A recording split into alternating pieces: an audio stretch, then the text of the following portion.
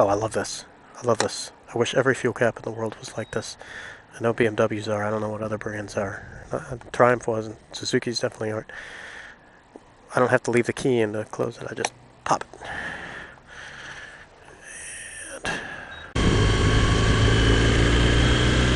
And welcome. This is Professor Moto. Sorry, I had to clear my throat a little bit there. This is me on a 2015 BMW R1200GS. I'm taking it for a little ride today. Actually, I'm going to take my commute. It's my commute, kind of the back road commute that I take. I have two offices, one downtown, one away from town. This is the away from town, and there's a back road way to get there. I've had this bike since August. I don't know if observers can tell where I am in the south, but it's pretty deep south. Georgia, Alabama-ish. And we're talking south, definitely south of Atlanta. And so it's warm. And I gotta say, eastern Alabama, western Georgia, it's the same idea, same climate. This is actually a pretty spot. This commute is pretty. It's some rolling hills, gently rolling hills, some sweepers. The roads are kind of bumpy and terrible over a lot of this commute, but who cares? I'm on an adventure bike. That's really what adventure bikes are best for in my book, is going over roads like that. So I'll stop talking for a little bit. I'm focused. I'm worried about this Volvo ahead of me. Every time I have a problem with somebody, it seems like they're in a Volvo or a Buick. Does that make sense? I mean, does this person have their lights on, or are their brake lights stuck on? What's going on? Why are they going 47 and a 55? I don't know. So I'll just chill, and I'll come back and I'll talk about the BMW GS a little bit. So let's talk about the R1200GS. So this is the liquid-cooled engine. They updated that in 2013. It's just, I'm very, very impressed with the engine. If I start there, if the core element of a motorcycle is the motor, this is just a very impressive, flexible engine. It's torquey.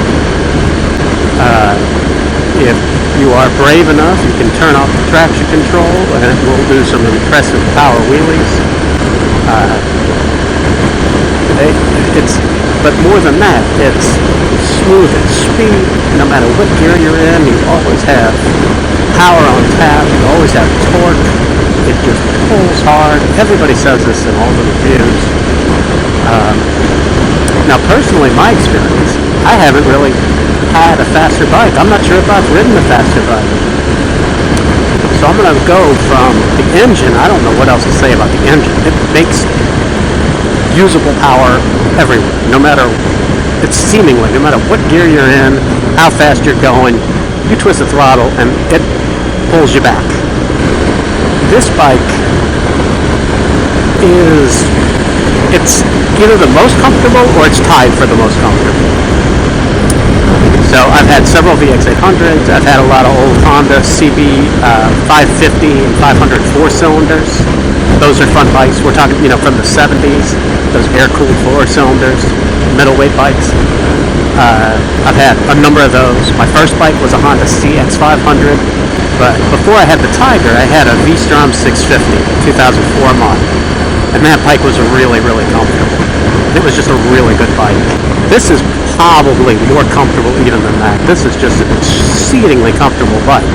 Now, I have made one ergonomic change to this bike, and that is I put Touratech 1-inch bar risers on here. Except for the V-Strom, pretty much any bike I get nowadays is going to get bar risers. So the VX I have now has bar risers on it. My Tiger, I had to put bar risers on. I didn't have to, but I put bar risers on it. And what I found is it's me. I don't think that most people necessarily would need bar risers on this bike, but I needed them or wanted them because my arms are short, and it just makes the bike a lot more comfortable. It makes the rider triangle fit me better. I have a long torso and short arms, and so putting bar risers on the bike allows me to be upright, kind of the way the bike was meant to be ridden. But Ergonomic seat is fantastic. It's possibly the best stock seat of any bike I've had. V-Strom had a good stock seat. This one's even better. I did a 500 or 600 mile day on this bike coming home, like the first day I had it, or second or third day that I had the bike. Coming back from Pennsylvania, I don't know how long that trip was, 900 miles, 1,000 miles. I did it all in a day and a half. So it was just dead comfort. Another important ergonomic feature of this bike, and this is something that does not bother me riding around. It bothers me a little when I go down a dirt road and I try to act like Mr. Adventure Guy and I stand on the pegs, and that is, the foot pegs are small. I think they're totally fine for the street. You do notice it when you stand on the pegs, that suddenly it strikes you. These are pretty small foot pegs, but I may get bigger ones at some point. It's not a big deal. But overall, just the riding position is so comfortable on this bike. The mirrors are pretty good. The windscreen, not just the windscreen, the fairing in general. It's just a great job in terms of wind protection. Way better than the V-Strom, way better than the Tiger, and it's adjustable, and it's adjustable just with this knob, just like everyone shows you in all the reviews, but there you go. I can do that with my left hand, and I can put it all the way up. Now, what I also like about this bike, this is kind of ergonomic and kind of an electronics feature, is cruise control, because I can adjust the windscreen with my right hand if I want, because right now I can just click on the cruise control, and there you go. And with my right hand, right, I can crank that baby back down to where I had it. Now this guy, I'm going to say he's towing a porta potty, but I know better if he's towing like a little mini duck blind or something. Looks like a porta potty. I guess if you're in there all day waiting to shoot a duck or something, I guess it becomes your porta potty. So anyway, the adjustable windscreen is nice, but I'll tell you, big ergonomic advantage is having a windscreen. My terms keep coming up in a mile or so. Or sooner than a mile. What was I saying? I got ahead of myself talking. So this is a nice little back road. This part is smooth and nice. It gets very bumpy, you know.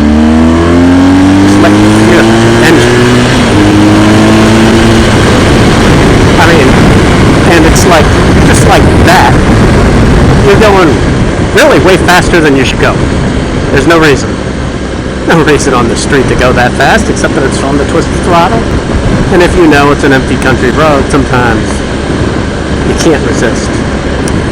So, the cruise control, it's electronic cruise control. Now, on several bikes, I've had some sort of throttle lock, and I always thought that was enough. That's good enough, because that allows you to take your right hand off the bar and kind of rest and shake it out.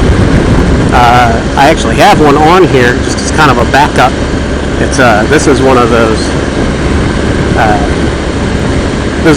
throttle brakes, so it flips down and goes on brake, and you can take your hand off like that, and that's cool. The speed zone here goes through a very, very small town. So I've always had either a throttle brake like I had on the Triumph, and I have one sitting here, or I had a Kyoko throttle lock, which is like on the bar end, and you tighten that up. I had that on the V-Strom, and then on the VX and other bikes I've had the kind of thumb switch throttle lock, and those are good. As a matter of fact, I wouldn't tour on a bike without something like that if it didn't have cruise control. But let me tell you, electronic cruise control takes the cake. There's just no comparison. There's nothing else like it. And cars, we're kind of spoiled by it, and maybe some people don't even use it a lot because maybe they don't go on long road trips or whatever. But on a bike, just for stretching your shoulder out, stretching your arm out, shaking your arm out, giving your right wrist a rest, it's fantastic. But it being electronic cruise control is, I can set it like I have it set right now, right? Some people like to take both hands off to show off that it really is true cruise control. But, you just press it forward and it accelerates about 1 mile an hour, and you press it backwards and it decelerates about 1 mile an hour. And if you touch the clutch or the shifter or roll the throttle backwards like that, it turns it off, and then you can flip it up and it will resume. It will go back to the speed that you had it set at. So the cruise control is fantastic. This bike obviously it has ABS, it has traction control, stability control, it has the electronic suspension adjustment. My fuel light's on, but that's fine. I've got plenty of miles left to make it to work. It's just a really, really, really feature-laden bike in terms of the electronics. I'm trying to think what other options I have. Like, that isn't enough, right? I mean, you have electronically adjusted suspension, you have the riding modes. I've got the BMW Navigator 5 GPS. That was extra. I bought that after I got home from the bike. I had a TomTom Rider GPS, and I actually put that on this bike first. But this got such great reviews from people because of how it integrates with the rest of the bike. The BMW Navigator 5, which is really just a Garmin unit, but it connects to the bike's computer, and so it knows all kinds of things about your bike. And that's really cool. It reads out the engine temperature, it reads out the tire pressures. I mean, how cool is that this bike can tell me the tire pressure in the front, the tire pressure in the rear.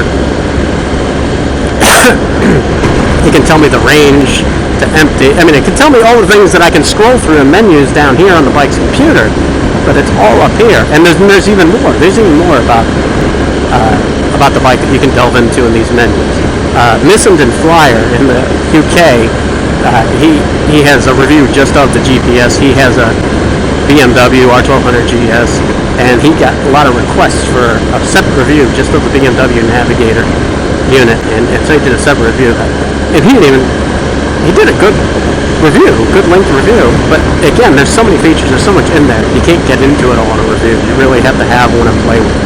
And I gotta say, it was worth the money, because when I looked at the price of a Garmin unit, the same Garmin unit that it basically is, it didn't cost a whole lot more than that, and it just integrates with the bike so well. And you can actually do things like scroll up and down, if you see that, with the wheel right here on the hand grip. You can see that hand grip with. So that's pretty cool. The bike, it has so many things that I like, which is it has a torquey engine. I like engine braking. That's something when I had the Tiger 800, that was one of the reasons that I didn't mesh so well, or didn't mesh as well with that bike as I had with other bikes, was it took me a while to get used to not having so much engine braking. I like when I'm riding on a twisty road to be able to roll off the throttle and use that to slow down. For me, a fun way to ride a twisty road is not use my brakes at all. It's just to roll on and off the throttle and shift once in a while, and enjoy the twisties that way. Not a lot of people work that way. Jump across.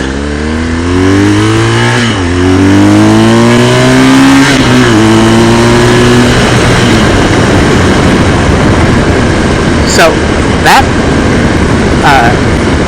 the engine braking, that character of the engine is something I really like. So I've talked about ergonomics, talked about the engine, I've talked about electronics. Related to electronics is the electronic suspension. I want to talk about the suspension a little bit. There's two things about the suspension that I want to say. One is what I love.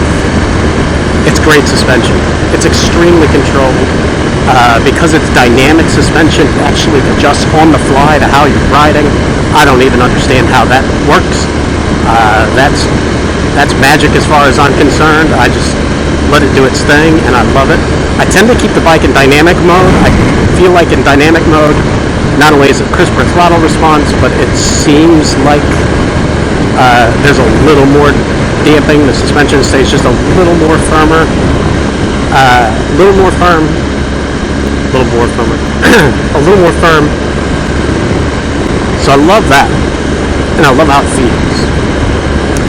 And I love that I can soften it up if I'm on the highway. I love that in enduro mode. This is a great thing about the ESA. I don't have dirt riding experience. I'm not one of these guys who started on dirt bikes. My first bike was a Honda CX500. Way back in 1991, I was in the Army. I got one used from a buddy. Paid very little for it. I don't even remember what I paid. I think I paid him $400 and a VCR, like a VHS player, if you remember those. So, I mean, it was, a very cheap purchase, but I took an MSF course. I bought that bike from a friend of mine. That was my start of riding. It's all been on the street for me. So when I get, even on gravel roads for a long time, I've been very, nervous and touchy. Now with the V-Strom, I started to get over that. And I started to realize that even on a VX800 or another bike that's a pure street bike, riding on gravel is no big deal. But what I have noticed with this bike that's really impressive, I think I'm just going to stay stuck behind this guy because the next couple of curves are blind and there's two trucks in front of me. What I noticed with that enduro mode in the ESA is when I do go down dirt, we have a lot of nice dirt roads down here in the south, is that when I go down a dirt road, if I set that in enduro mode, it just changes the bike. And all it's doing is changing the suspension and the throttle mapping and stuff, the responsiveness of the throttle and all that. But it just sets the bike up perfectly. And if I stand up on the pegs, I can go down one of these little dirt roads 2 or 3 times as fast as I would go in a car on the same dirt road. And that's surprising because I was just moving, and I don't mean flying, but I was going like 50 or 60 miles an hour down this one dirt road, standing on the pegs, and I just felt free. And I'm like, this feels amazing. This must be, even though the road is dirt and there's some sand and stuff, this must just be a very smooth road. That must be what's going on. So the next day, I was in the car on the way to work, and I took that same dirt road, and I couldn't go over like 20, 25 miles an hour. It was just bumpy and full of potholes, and it was a mess. It was a terrible road. 20 miles an hour felt, kind of rattled your teeth. But on this bike, especially standing on the pegs, and I understand that makes all the difference. You don't have that option in a car to stand up on it. I don't know if it's worth passing this guy or not. We'll see how they do. I don't think this is even the kind of road that has passing zones. I'm not sure if there are. People get angry when you pass them. Like if you don't give them a chance to accelerate and cruise along at the speed that they want to go. So I'm going to wait and see how fast it goes. He's going fast enough, I guess. I'm talking, I'll take it easy.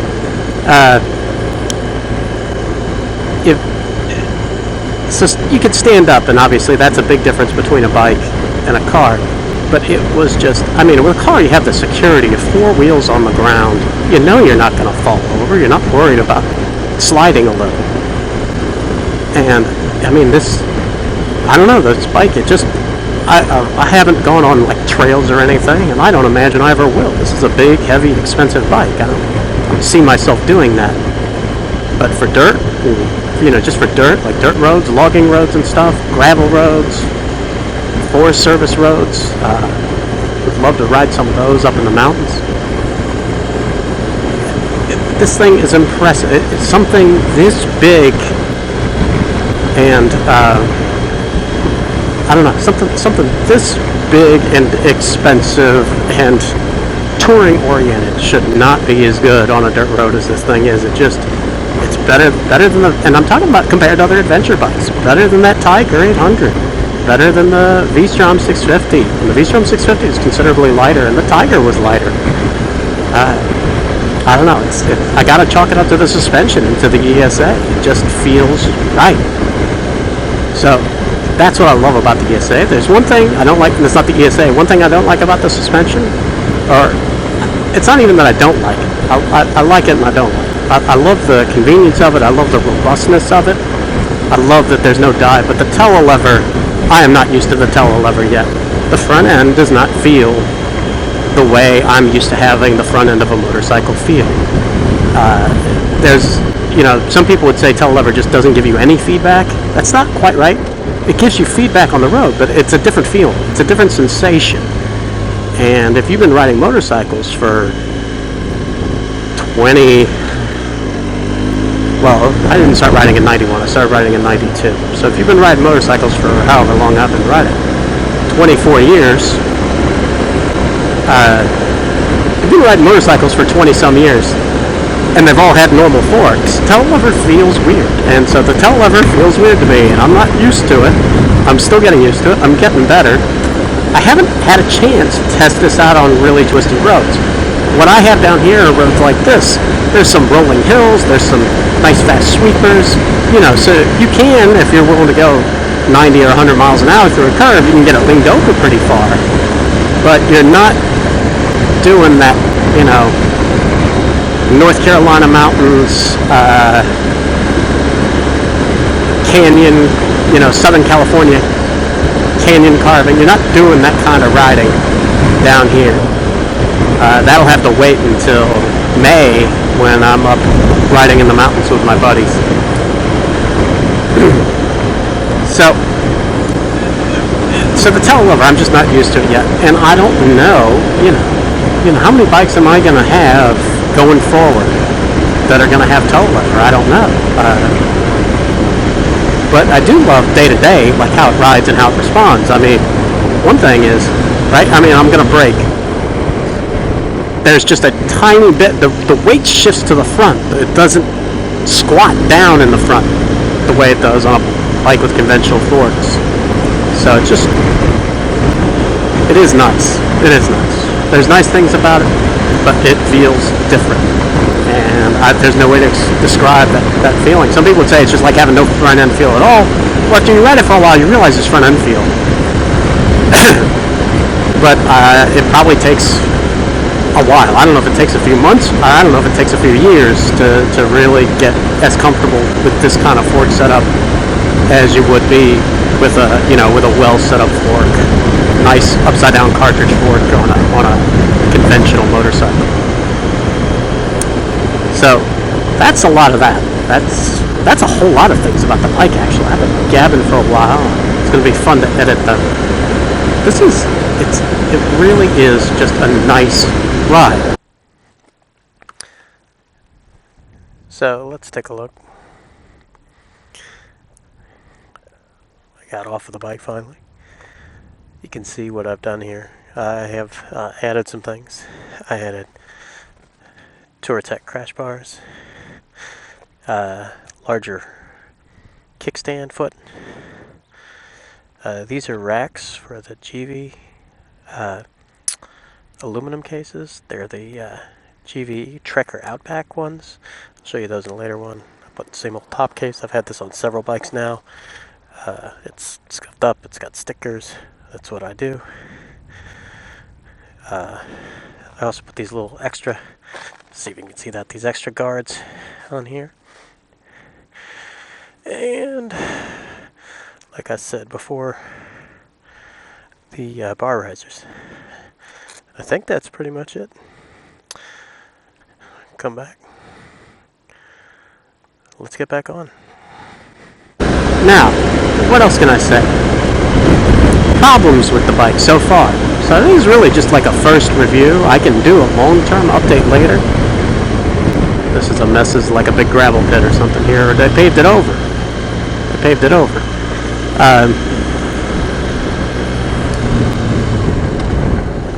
The cruise control went out for a while. That's why I have this little backup deal. So what happened was, when I first brought the bike back, I was coming through North Georgia and Atlanta, and starting east of Atlanta, starting east of Atlanta, I was, I was in the middle of just this massive system of thunderstorms, and the cruise control worked all through that. But then when I got home,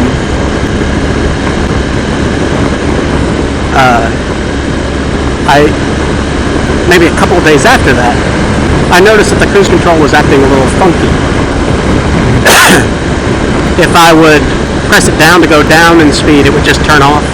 I had no problem turning it on. I had no problem accelerating with it, but I couldn't decelerate. And after a while, it got to the point where I could set it, but if I did anything to it...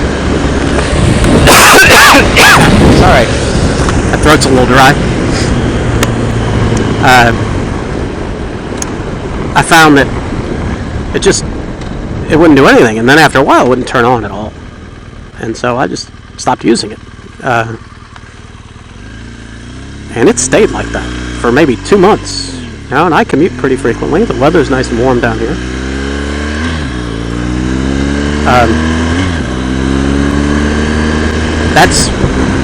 That's how that was.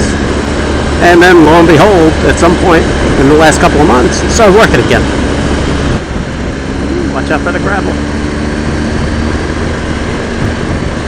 That's my favorite place in the world.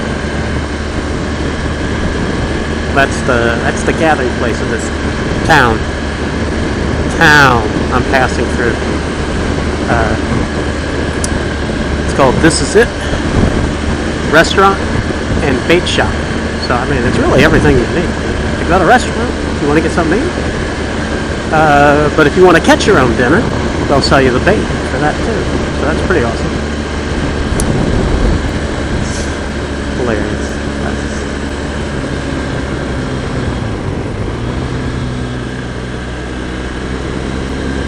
That was not a Buick, that was a Lincoln. So that goes against my stereotype of Buicks and Volvos. Sometimes it's a Lincoln.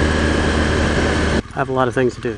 See, I love how people stop for you. I mean, I understand I'm on a big bike with a bright LED headlight. I'm wearing high-vis stuff. So they just they stop and wait and see what I'm going to do. Well, I'll tell you what I'm going to do. I'm going to wait for you to move out of my way.